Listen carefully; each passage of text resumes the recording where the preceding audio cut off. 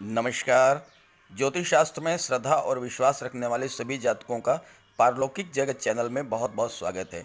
आज के इस वीडियो में हम बात करेंगे कि कर्क राशि के जातकों के लिए अगस्त 2021 का महीना कैसा रहेगा। अगस्त 2021 का महीना कर्क राशि के जातकों के लिए प्रबल धन योग लेकर आया है। आपकी कुंडली में कई प्रबल राजयोग बन रहे हैं। सूर्य और बुध बुधादित्य योग का निर्माण कर रहे हैं। कुंडली के सप्तम भाव में शनिदेव दिग्बली अवस्था में विराजमान हैं और शनिदेव शश महापुरुष राजयोग का निर्माण कर रहे हैं और भले ही 5 दिन के लिए ही, लेकिन शुक्र भी नीच भंग राजयोग का निर्माण कर रहे हैं। तो इतने सारे राजयोगों का निर्माण अगस्त के महीने में आपकी कुंडली में हो रहा है।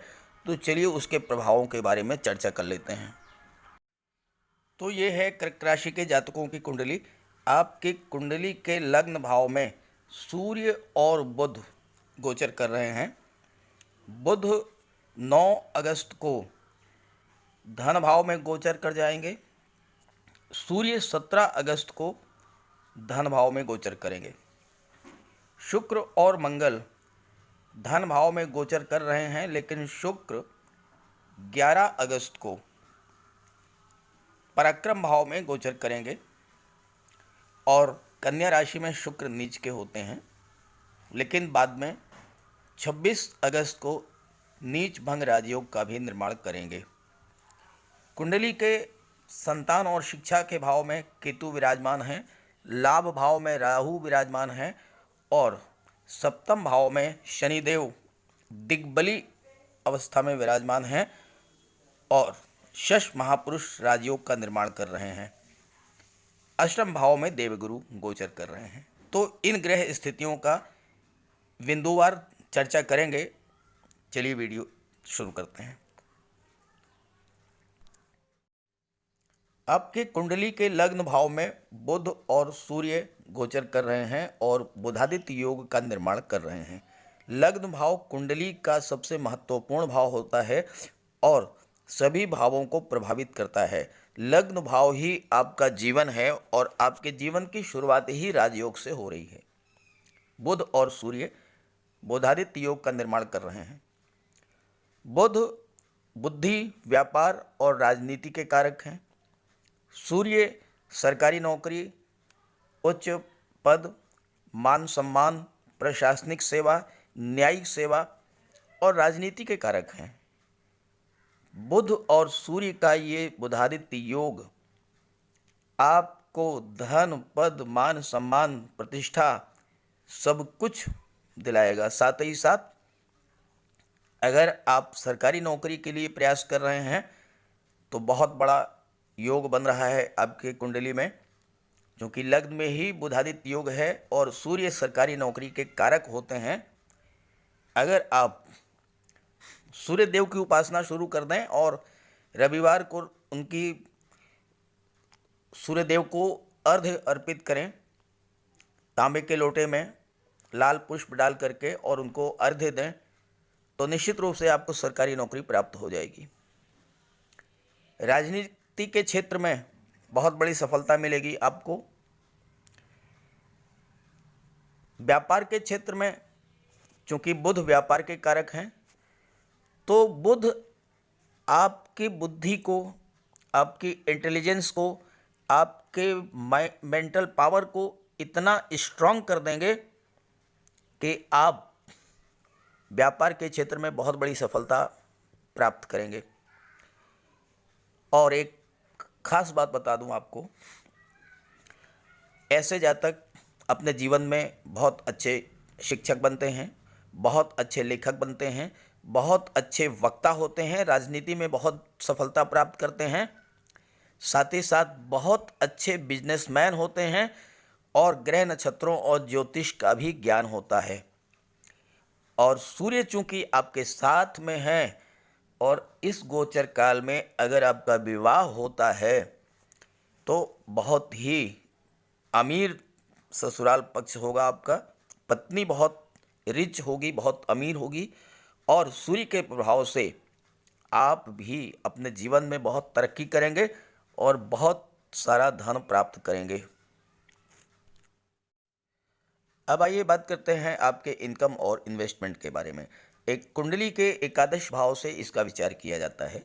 ज्योतिष शास्त्र का एक सूत्र है कि अगर लाभ भाव का स्वामी धन भाव में विराजमान हो, लाभ भाव एकादश भाव, धन भाव द्वितीय भाव, तो लाभ भाव के स्वामी जो हैं वो शुक्र हैं और शुक्र धन भाव में गोचर कर रहे हैं, तो ये गोचर शुक्र का आपको अत्यधिक धनवान बना देगा। धन प्राप्ति के नए नए रास्ते बनेंगे और बहुत अधिक धन आपको प्राप्त होगा। दूसरी बात, राहु आपके कुंडली के एकादश भाव में है। राहु अगर second house, fifth house, ninth house या 11th हाउस में गोचर करें या इन भाव से संबंध बनाएं तो जातक को आकस्मिक धन प्राप्त होता है। और राहु आपके कुंडली के एकादश भाव में गोचर कर रहे हैं तो अगस्त 2021 में आपको आकस्मिक धन प्राप्ति के प्रबल योग बन रहे हैं। शेयर से, चाहे लॉटरी से या व्यापार में ऑल ऑफ सडन आपको बहुत बड़ा गेन हो जाए, कहीं न कहीं से आपको आकस्मिक रूप से धन प्राप्त होगा। और राहु जिस राशि में विराजमान होते हैं, अगर वो राशि किसी शुभ ग्रह की राशि होती है तो बहुत अधिक धन लाभ कराते हैं। और 11th हाउस शुक्र की राशि है, 11th हाउस के स्वामी शुक्र हैं और शुक्र बहुत ही शुभ स्थिति में हैं, तो निश्चित रूप से आपको बहुत अधिक धन की प्राप्ति होगी, व्यापार में उन्नति होगी, मल्टी सोर्स इनकम कराते हैं राहु। एक से अधिक साधनों से आपको धन की प्राप्ति राहु करा देंगे। अगस्त के महीने में शनिदेव आपकी कुंडली को सबसे ज़्यादा प्रभावित करेंगे, आपके जीवन को सबसे ज़्यादा प्रभावित करेंगे, क्योंकि शनिदेव सप्तम भाव में गोचर कर रहे हैं और सप्तम भाव में शनि दिग्बली होते हैं। सप्तम भाव तुला राशि का घर है। तुला राशि क्या है? तुला न्याय है, तुला व्यापार है, तुला जीवन में संतुलन है। शनि न्याय के देवता हैं, धन के कारक हैं, कानून और न्याय व्यवस्था के कारक हैं, राजनीति और व्यापार के कारक हैं। तुला राशि के स्वामी हैं शुक्र। शुक्र और शनि बहुत ही गहरे मित्र हैं। शनि का शुक्र की राशि में दिग्बली होना आपके जीवन में धन, वैभव, ऐश्वर्य और सुखों की वृद्धि कर देगा। शनि आपके परिश्रम की क्षमता, तर्क शक्ति, दूरदृष्टि को बढ़ा देंगे। व्यापार के क्षेत्र में एक दो नहीं कई वर्षों की लॉन्ग टर्म प्लानिंग के साथ आप कार्य शुरू करेंगे और व्यापार को बहुत बड़ी ऊंचाइयों तक ले जाएंगे।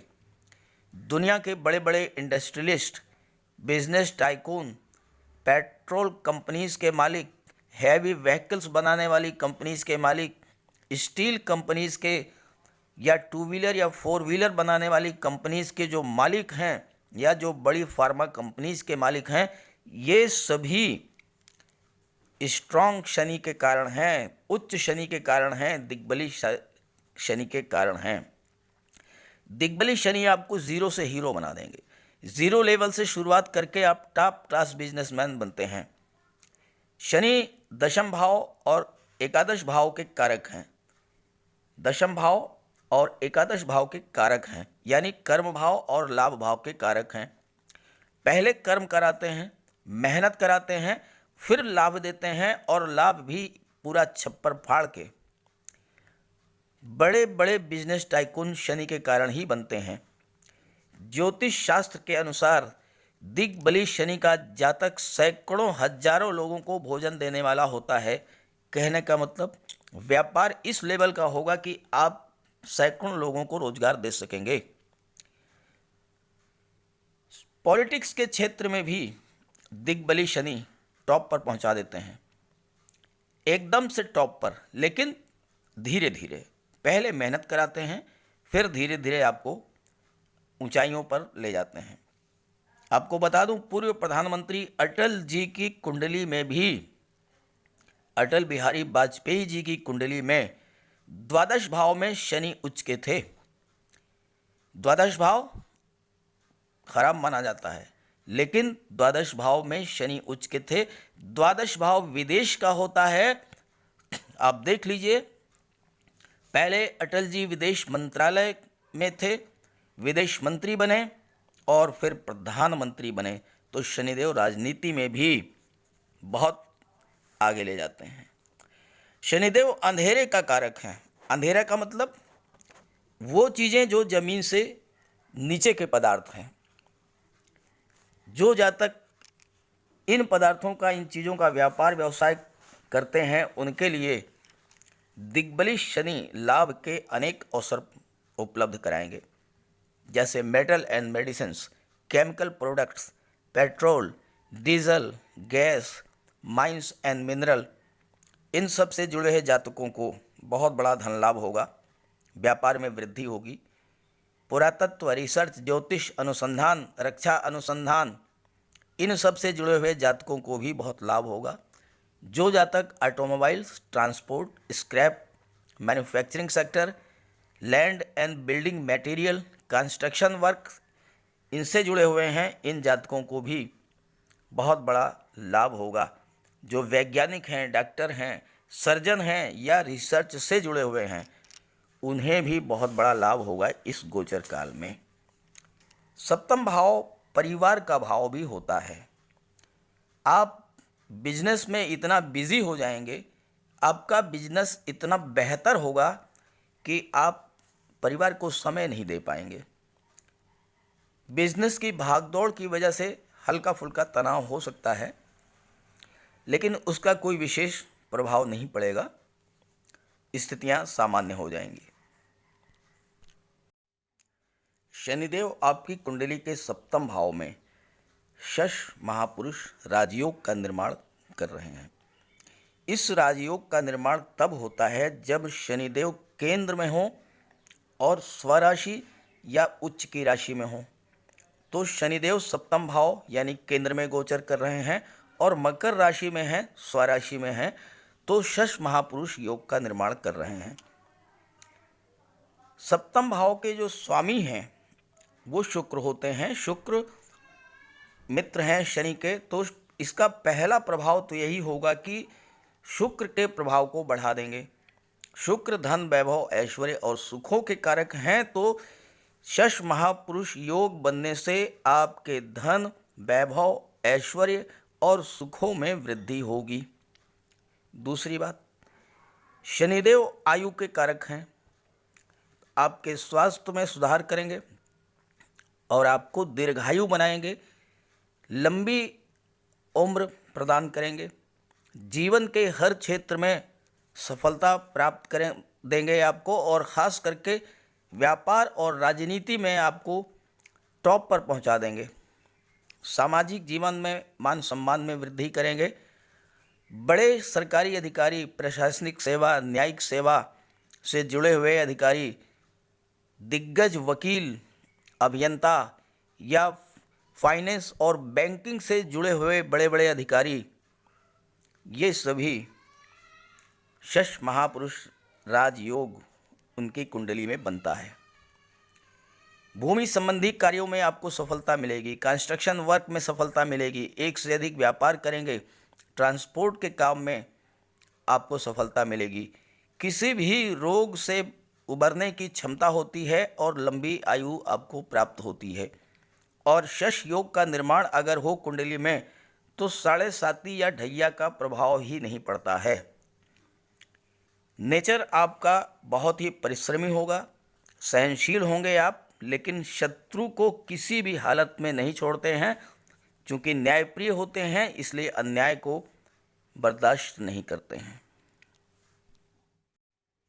देवगुरु बृहस्पति आपकी कुंडली के अष्टम भाव में गोचर कर रहे हैं। अष्टम भाव कुंडली का सबसे खराब भाव माना जाता है। मृत्यु, अचानक होने वाली दुर्घटनाओं, किडनी या ब्लड के रोग, जनन तंत्र के रोग, ये सब अष्टम भाव से संबंध रखते हैं। अष्टम भाव ज्ञान या डीप रिसर्च, पराविज्ञान, ज्योतिष का भी होता है। लेकिन अष्टम भाव में विराजमान देवगुरु आपको दैवी सपोर्ट दिलाएंगे। आठवें भाव में गुरु विराजमान हो तो ऐसे व्यक्ति पर किसी भी तरह की मुसीबत आए तो ईश्वर की तरफ से अपने आप उसकी मदद हो जाती है। अष्टम भाव में देवगुरु के गोचर होने से आपकी पिछली परेशानियां दूर होंगी। खासकर धन संबंधी परेशानी तो बिल्कुल समाप्त हो जाएगी, क्योंकि देवगुरु धन के कारक हैं। धन भी आएगा और संचय भी होगा। देवगुरु ज्ञान और बुद्धि के भी कारक हैं।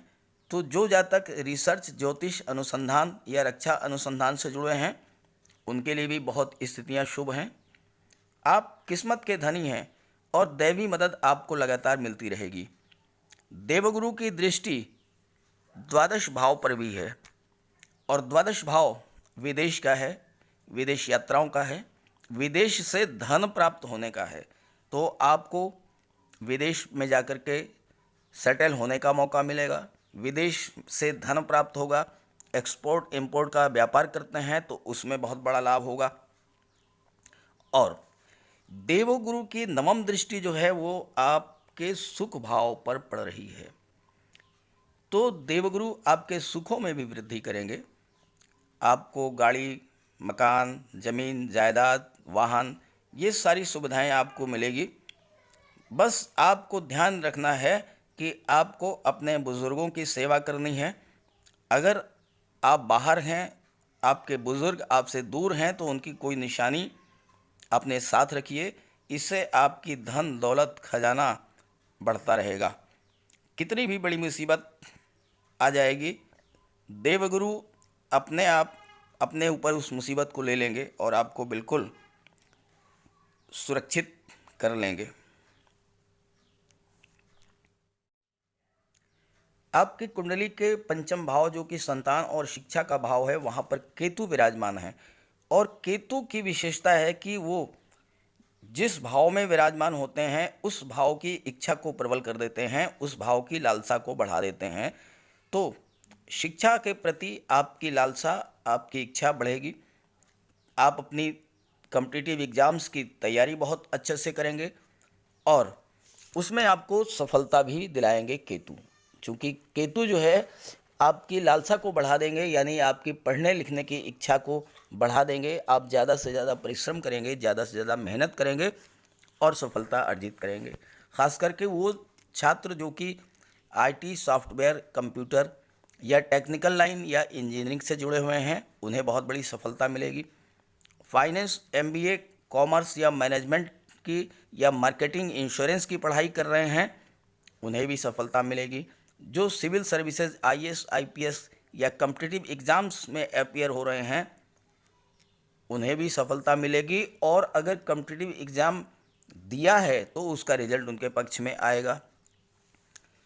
शुक्र के प्रभाव के कारण जो छात्र fashion designing, photography, dance, art, music, drawing, painting से जुड़े हुए हैं, उन्हें भी सफलता मिलेगी, बहुत अधिक सफलता मिलेगी। और जो शिक्षक बनने की तैयारी कर रहे हैं, लेक्चरर या प्रोफेसर बनना चाहते हैं, उन्हें भी बहुत बड़ी सफलता मिलेगी। साथ ही साथ संतान पक्ष से भी आपको अच्छे समाचार मिलेंगे। आपके बच्चे को जॉब मिल सकती है या वो अपना कोई नया बिजनेस शुरू कर सकते हैं, कोई नया स्टार्टअप कर सकते हैं।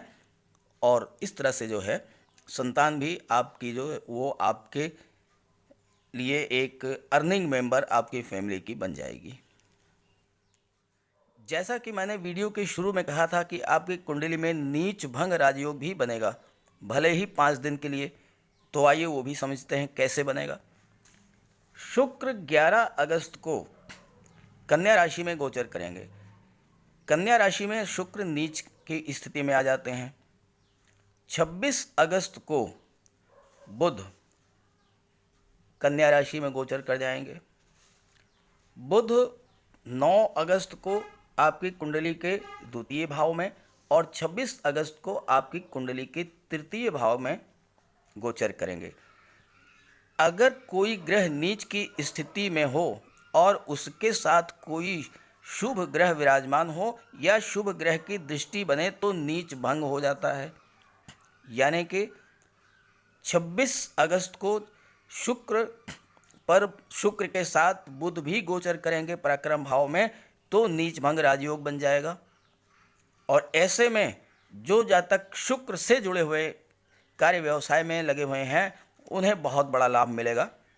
जैसे रेडीमेड गारमेंट्स हैं, कॉस्मेटिक्स हैं, श्रृंगार प्रसाधन हैं, परफ्यूम्स हैं, जो ब्यूटिशियन हैं, ब्यूटी पार्लर हैं, ड्रेस डिज़ाइनिंग का काम करते हैं या फैशन डिज़ाइनिंग का काम करते हैं, उन्हें भी बहुत बड़ा लाभ होगा। गिफ्ट आइटम्स, इवेंट मैनेजमेंट और डेकोरेशन के कार्य से जुड़े हुए जातकों को लाभ मिलेगा।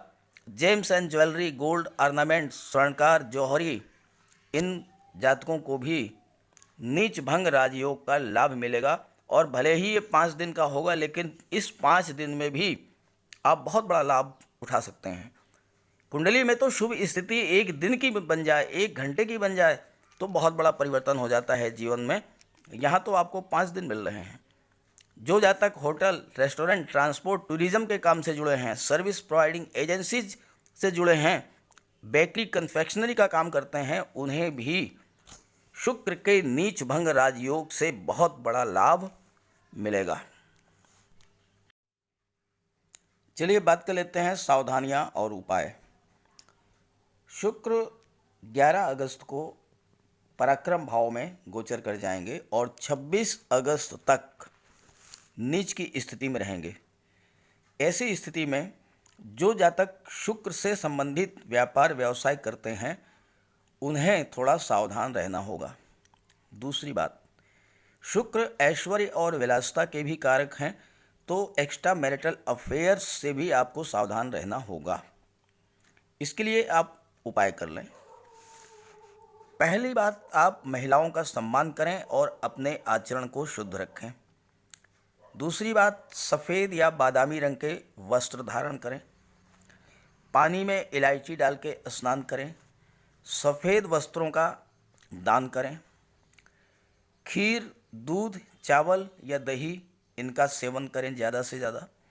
और शुक्रवार को शिव जी को सफ़ेद रंग के पुष्प अर्पित करें, तो आपको शुक्र के कारण जो अशुभ प्रभाव हैं वो दूर हो जाएंगे।